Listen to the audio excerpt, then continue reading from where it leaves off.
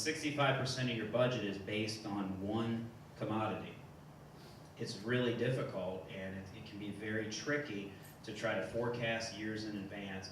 But equally difficult for us is it's tricky to increase the tax rate on those assessments over an extended period of time.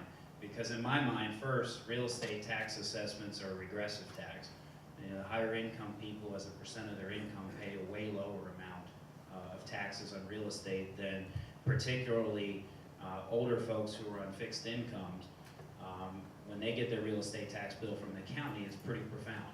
And so we have to be conscious always of making sure that we're not killing affordability of living in the county, and at the same time paying for the high quality services that in many cases brought people to the county. And you don't have a lot of levers to pull. We're left with increasing the real estate tax rates. And the reason for that is in Virginia, the General Assembly must give express permission to localities for different sources of revenue. So many of you have probably heard discussion of the meals tax.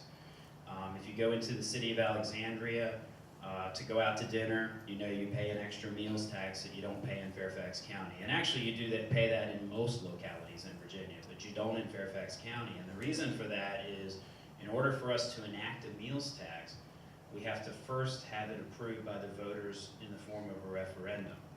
And only after that happens can the Board of Supervisors consider whether or not they want to implement a meals tax, which is very arcane in my mind. It's very antiquated, and it shows you sometimes the dysfunction that can exist between Richmond and local government, because here we are trying to scrap together a budget with as many revenue sources as possible, but the General Assembly is not giving the Board of Supervisors permission to enact additional taxes, and at the same time they're unwilling to increase taxes in Richmond. And so our costs go up, our sources of revenue, we don't get new ones, and we're left trying to balance a budget that we're required to balance by state law every year with very limited sources of revenue. It makes our job very difficult.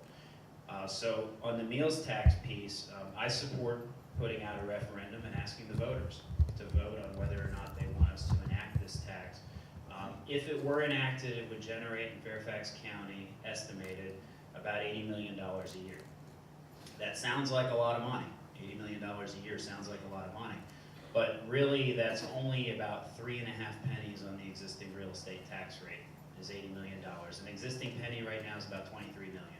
So, you know, by the time you add all that up, you know, you're less than, in valuation, 4 pennies. So it's not a silver bullet that long-term will solve the fiscal imbalance and challenges we face at a county level, but it certainly would diversify our revenue, and it's a more predictable source of revenue than real estate assessments.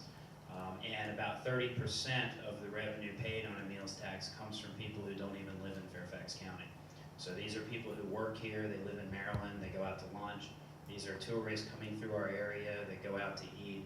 We're losing revenue on people from outside of Fairfax County because we don't have the same meals tax that other jurisdictions have. So I support putting it on referendum and letting the voters tell us whether or not that's a tax that they would support.